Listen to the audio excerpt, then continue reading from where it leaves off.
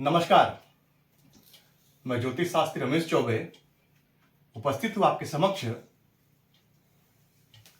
एक बड़े ही महत्वपूर्ण विषय को लेकर के। ज्योतिषी यदि आप बनना चाहते हैं या ज्योतिष में आपका थोड़ा भी रुचि है तो ये विषय जानना नितांत ही आवश्यक है, क्योंकि यदि इस विषय को आप नहीं समझें, यदि इस विषय पे आपने थोड़ा सा भी ध्यान नहीं दिया तो आपका फलादेश गलत हो जाएगा। और यदि आप ज्योतिषी नहीं भी हैं तब भी अपनी कुंडली को उठा करके और जो विषय बताऊंगा उस विषय को आप अपने कुंडली में देखिए और समझने की कोशिश कीजिए, और जो आपको स्थितियां हैं बताऊंगा वो आप अपनी कुंडली में यदि मिलाएंगे तो 100% आपको सच साबित होगा। 100 नहीं तो 90 या 80% तो होगा ही होगा। क्या विषय है ये, जरा ये समझिए।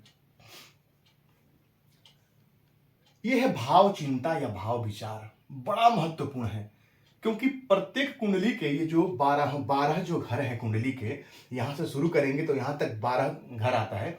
इसी 12 घरों में हमारे पूरे जिंदगी की कहानी लिखी हुई है।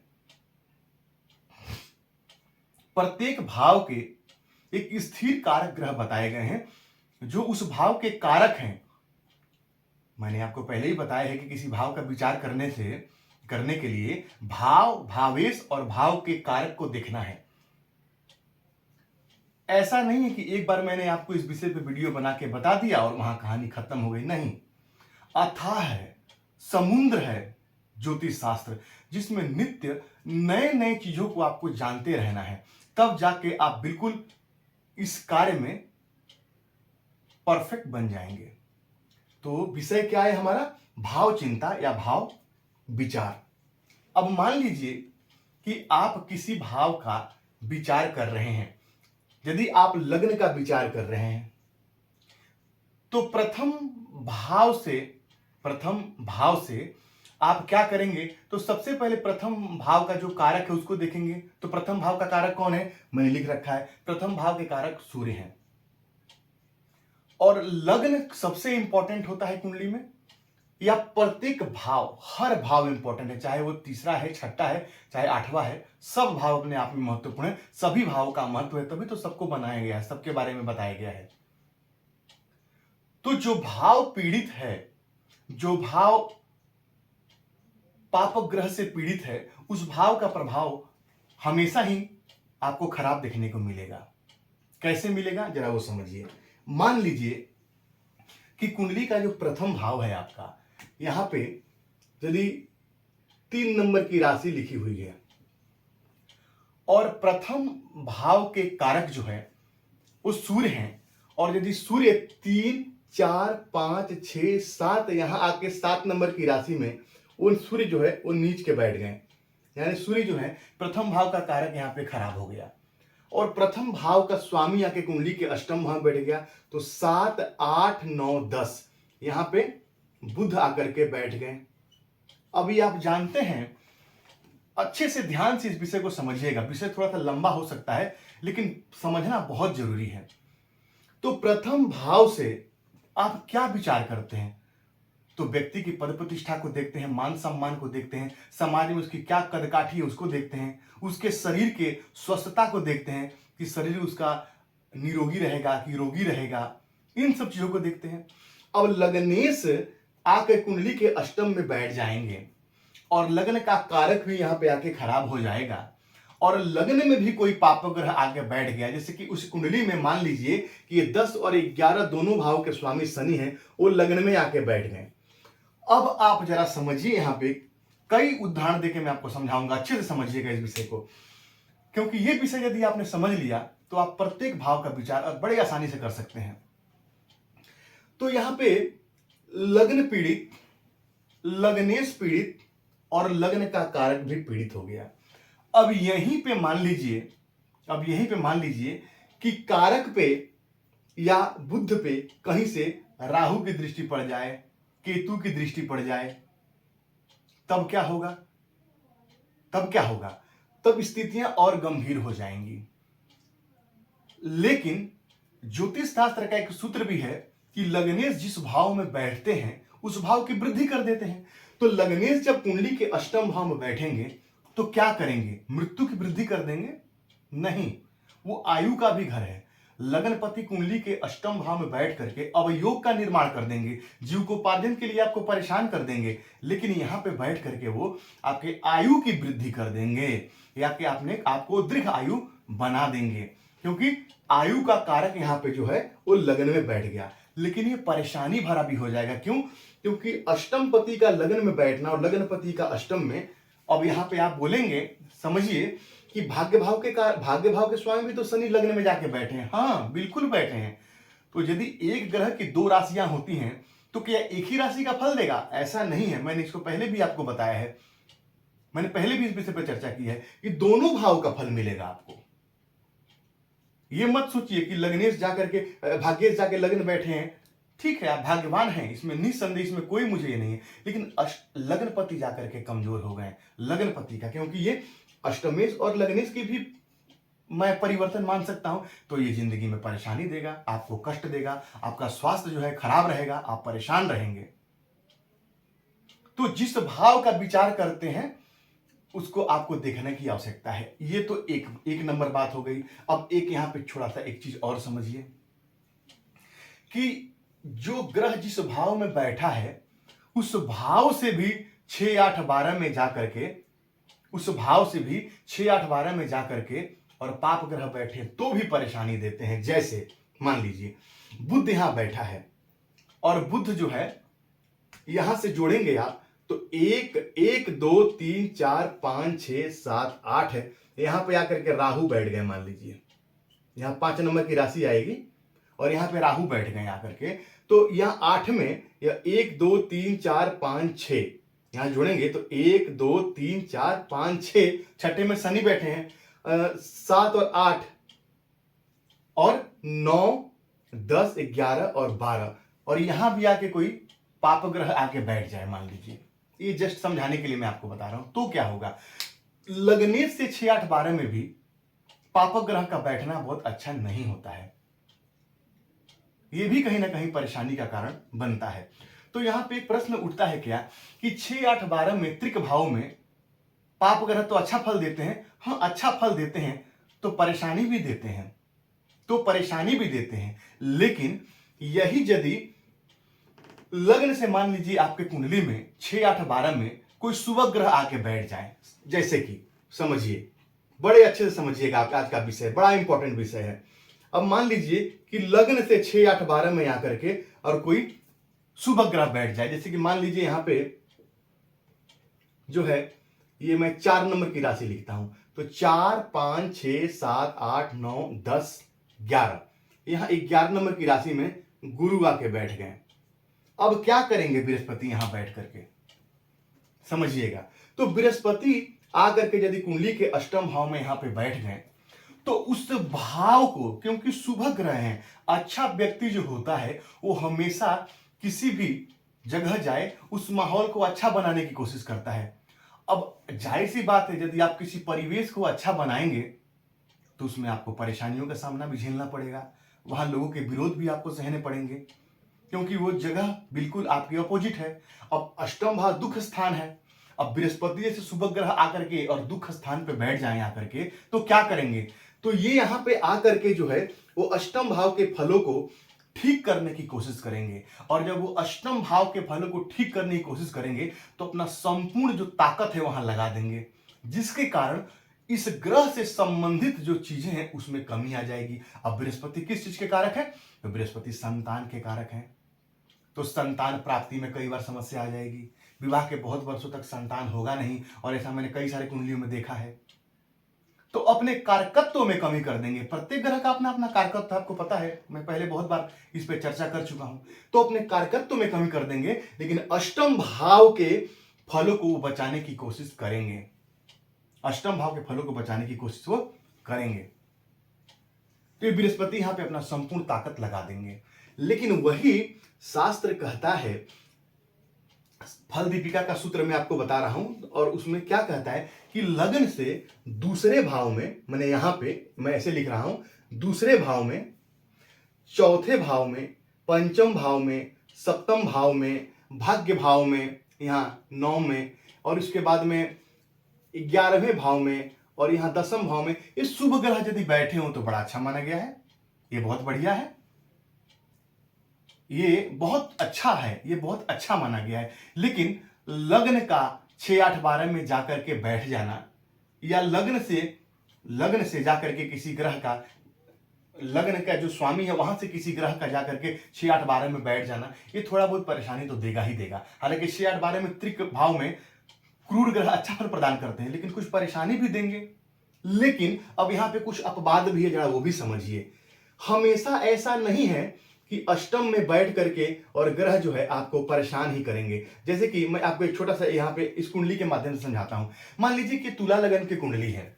अब सबसे पहले तो मैंने आपको जब ग्रहों का, जब आपको मैंने अलग अलग लग्नों का बताया है, तो मैंने बताया कौन सा ग्रह कारक और अकारक होता है। तो यहाँ पे इस लगन में राहु कुंडली के अष्टम भाव में बैठे हैं, और मान लीजिए इस व्यक्ति को यदि राहु की दशा आएगी तब तो ये बहुत परेशान रहेगा। ऐसा हम नहीं कहेंगे, क्यों? क्योंकि लग्न से, अब आप बोलेंगे लग्न में भी यहाँ पे पाप ग्रह बैठे हैं, लग्न में पाप ग्रह बैठे हैं यहाँ पे, लेकिन आपको यह भी देखना है कि उस ग्रह की स्थिति क्या है। जैसे कि लग्न में यहाँ शनि बैठे हैं, और शनि आपको पता है कि 7 नंबर की राशि में उच्च के होते हैं।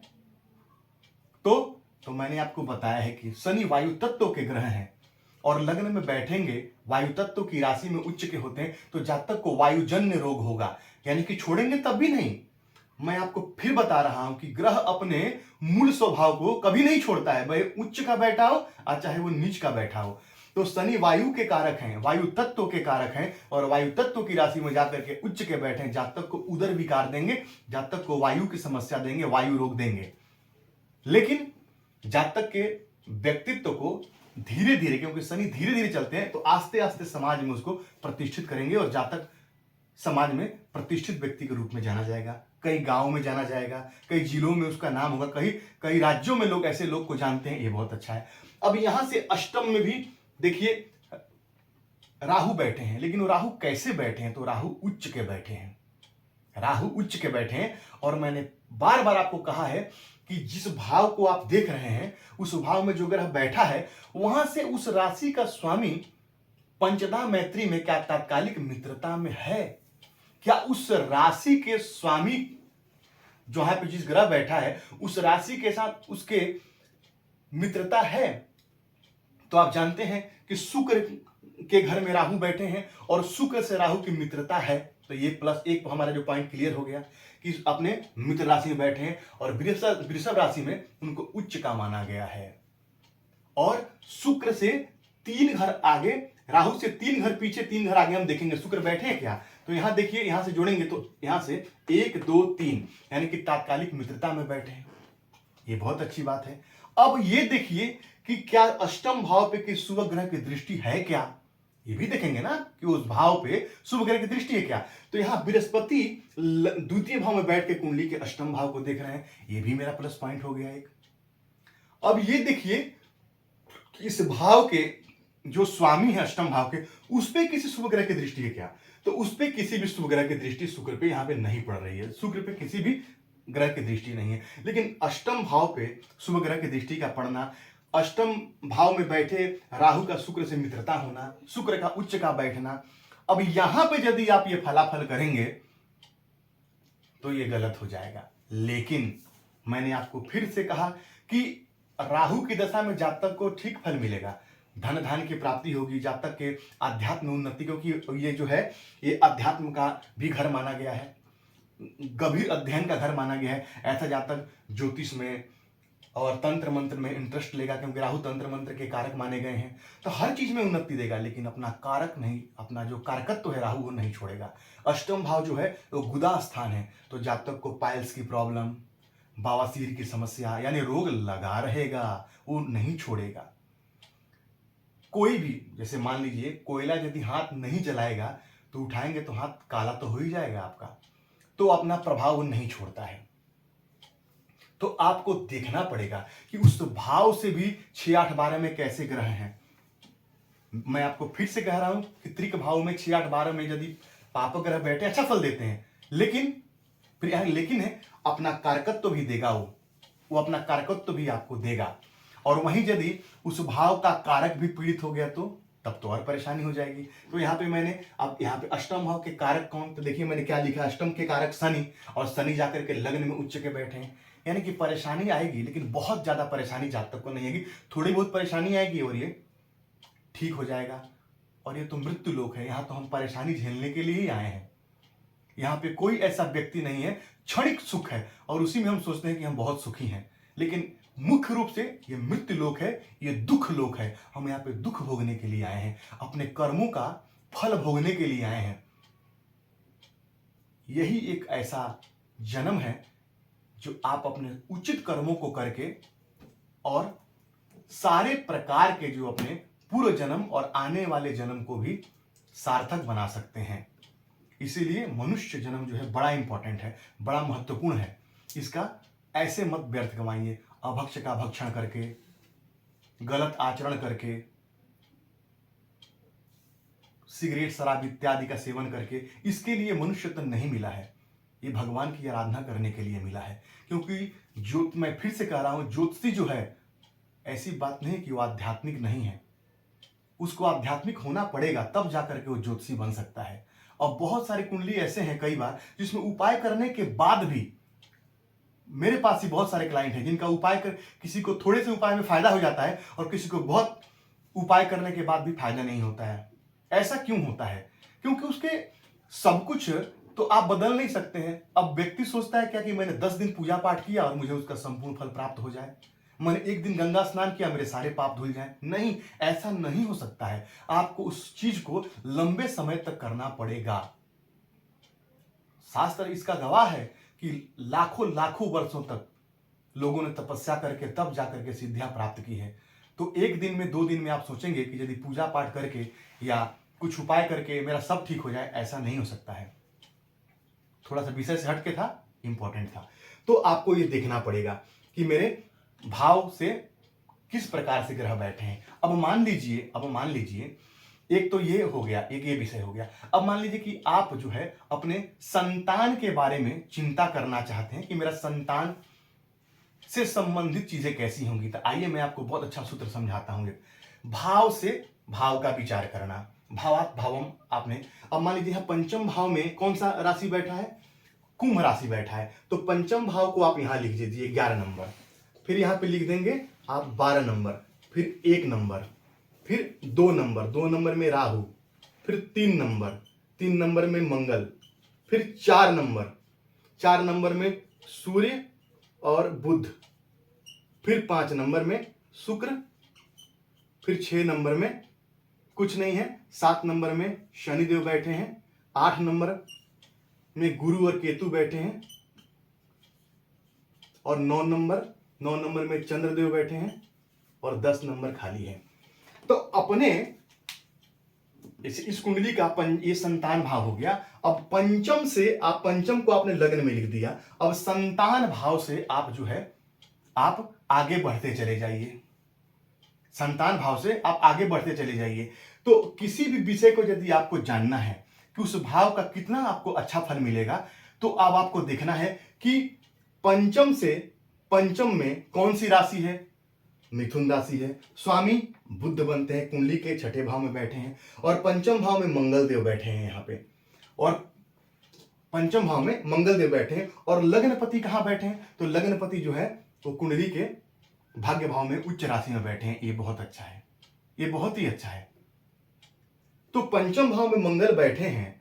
तो देखिए मैं आपको एक चीज बताता हूं, कई बार क्या होता है कि पंचम भाव का स्वामी ठीक बैठा भी हो और पंचम भाव में लेकिन विच्छेदात्मक ग्रह बैठे हों या कोई पृथकतावादी ग्रह बैठे हों, तो ऐसा जातक जो होता है वो संतान रहेगा, उसका संतान उसको प्यार भी करेगी, लेकिन संतान से वो दूर रहेगा, संतान उसके पास नहीं रहेगी, संतान से वो दूर रहेगा, संतान का संपूर्ण सुख वो ले नहीं पाएगा। लेकिन यहां पे देखिए, यदि आप यहां से देखते हैं तो यहां पंचम भाव का स्वामी इस व्यक्ति के कुंडली के लिए, इस व्यक्ति कुंडली के लिए कैसा रहेगा? तो पंचम भाव का स्वामी जाके लग्न में बैठा हुआ है, यानी कि पंचमेश का लग्नेश होकर बैठना ये अच्छा है, लेकिन वो क्रूर ग्रह भी है, ये भी आपको नहीं भूलना है। वो क्रूर ग्रह है, वो पाप ग्रह है, क्षमा कीजिए, वो पाप ग्रह है शनि, ये भी आपको नहीं भूलना है। तो पंचम पति जाकर के लग्न में बैठा है और संतान का कारक किसको माना गया, बृहस्पति को, केतु के साथ जाके बैठा हुआ है।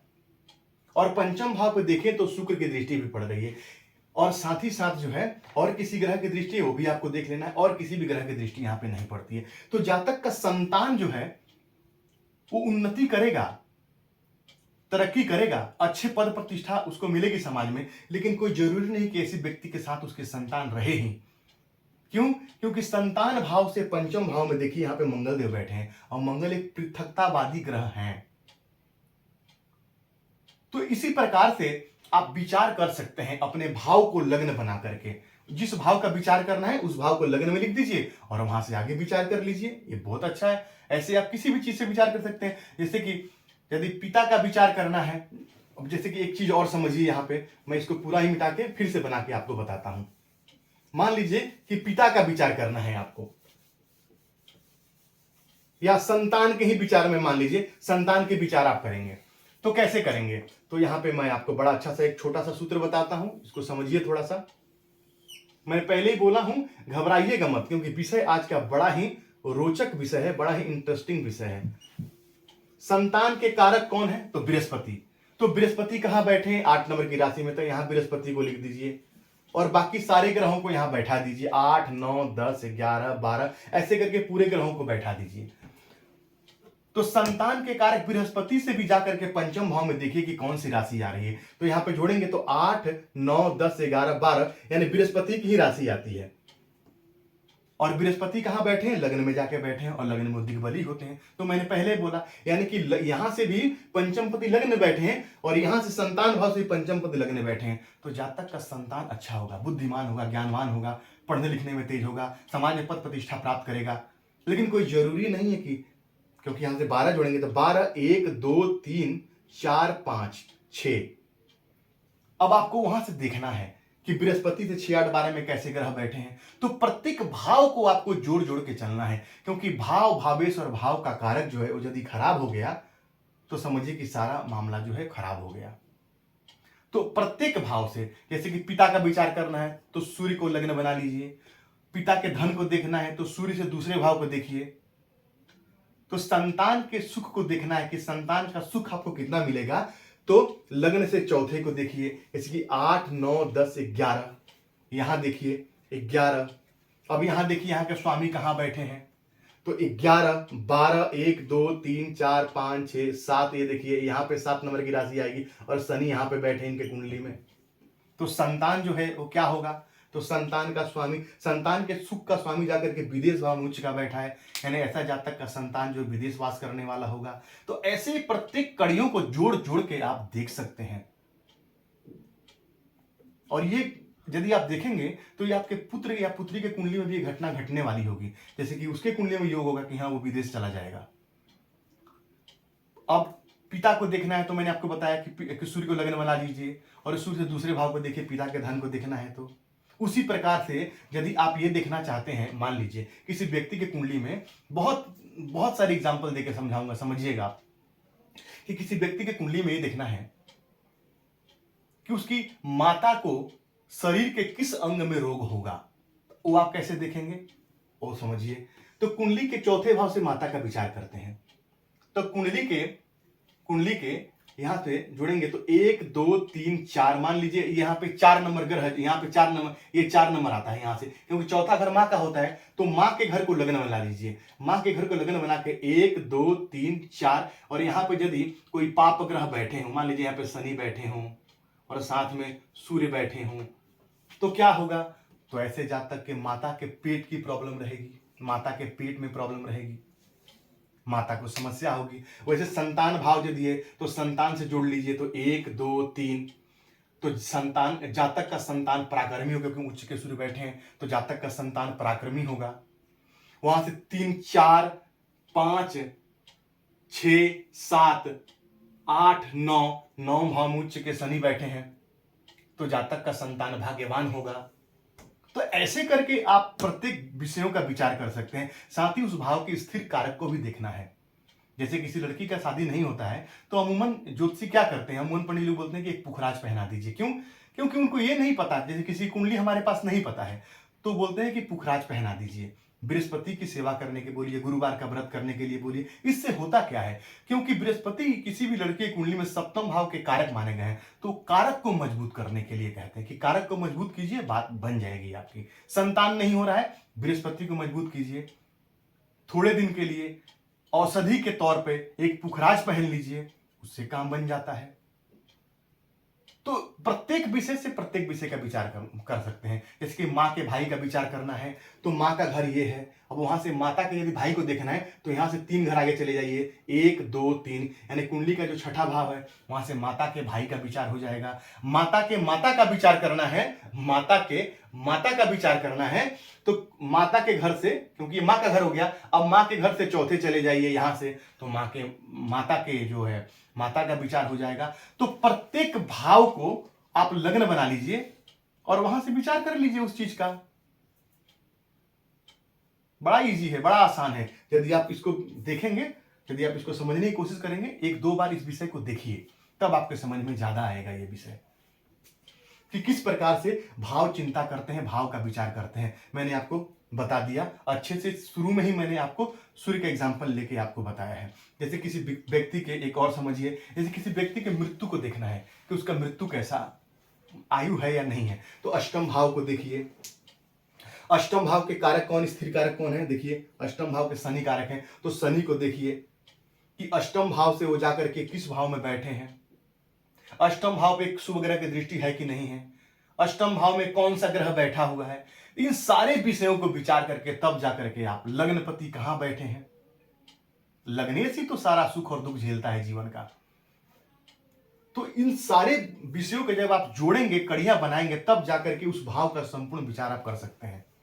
जैसे कि कोई ग्रह मान लीजिए कि लग्न कुंडली में नीच का बैठा हो, मान लीजिए यदि यहाँ पे 1 नंबर की राशि है और तुला लग्न की कुंडली, और मंगल यदि इस कुंडली में, यहाँ कुंडली के 10वें भाव में मंगल नीच के हो जाएंगे, और यही मंगल जा करके आपके नवांश कुंडली में भी नीच के हो जाएंगे, तब क्या होगा, तो दाम्पत्य संपूर्ण समाप्त हो जाएगा, यानी कि दाम्पत्य का सुख नहीं मिलेगा, पति के साथ सेपरेशन हो जाएगा, पति के साथ समस्या हो जाएगी। जैसे धन के कारक बृहस्पति हैं, लेकिन कुंडली में भी नीच के बैठे हो और नवांश कुंडली में जाकर नीच के बैठे हो, और किसी स्त्री की कुंडली हो, तब भी पति का जो है सुख समाप्त हो जाएगा, सुखों में कमी आ जाएगी, धन धान्य के लिए परेशानी होगी। तो प्रत्येक भाव के कारक को देख के चलना है, तब जाकर के आप सही नतीजे पे पहुंच सकते हैं, सही रिजल्ट को आप प्राप्त कर सकते हैं। इस पे और भी चर्चा आगे करूंगा, इस विषय पे थोड़ा सा दशाओं को लेकर के भी, कि कैसा प्रभाव पड़ता है, कैसा आपको लाभ होता है। जैसे कि छोटा सा एक एग्जाम्पल मैं और आपको देना चाहता हूं। मान लीजिए कि ये लग्न जो है ये सिंह लगन है, मान लीजिए ये सिंह लगन की यदि कुंडली आपके है, ये सिंह लगन की कुंडली है 5 नंबर की। अब यहाँ पे शनि जो है वहां कुंडली में 5 6 7 8 9 10 और 11 नंबर के स्वामी बनेंगे। तो इस कुंडली के लिए ये कारक नहीं है, तो जब शनि की दशा चलेगी तो क्या होगा, तो लग्नेश के मित्र नहीं है वो, तो परेशानी देंगे, रोग देंगे, समस्या देंगे, परेशान रखेंगे अपनी दशा में आपको। अब आप बोलेंगे कि ठीक है, मान लीजिए कि 5 6 7 और वही शनि आकर के यहाँ पर यदि 7 नंबर की राशि यहाँ पे है, तो यहाँ पे शनि तो उच्च के हो जाएंगे, और शनि यहाँ तीसरे भाव में जो कैसे होते हैं, तो तीसरे भाव में जो है वो अच्छा फल प्रदान करते हैं, त्रिक स्थान है, 3 6 8 12 ये सब त्रिक स्थान है। तो शनि यहाँ पे जो है वो अपने मूल त्रिकोण राशि से 9 में चले गए, जैसे कि 7 8 9 में चले गए, तो फिर परेशानी तो होगी, लेकिन बहुत ज्यादा परेशानी नहीं होगी। तो फिर यहाँ पे क्या होगा, इनकी दशाओं में आपका पराक्रम बढ़ा रहेगा, आप समाज में अपने पराक्रम के लिए जाने जाएंगे, अपने पराक्रम से ही अपने भाग्य की उन्नति करने वाले होंगे। तो इन विषयों को ऐसे एक लाइन में नहीं समझते आप, ग्रहों की प्लेसमेंट को भी देखिए, साथ साथ वहां के कारक को भी देखिए, तब जाकर के आप संपूर्ण रिजल्ट पे पहुंच सकते हैं, तब जाके संपूर्ण फलाफल आप कर सकते हैं। तो यकीन है कि आज का विषय आपको समझ में आया होगा। तो आपको यदि मेरी बातें अच्छी लगती है तो मेरे चैनल को लाइक और सब्सक्राइब जरूर कीजिए, और बेल आइकन को जरूर ऑन कीजिएगा कि जब भी नया वीडियो डालूं नोटिफिकेशन आपको तुरंत मिले। तो आपका दिन मंगलमय, मंगल कामना के साथ आज के लिए इतना ही। नमस्कार।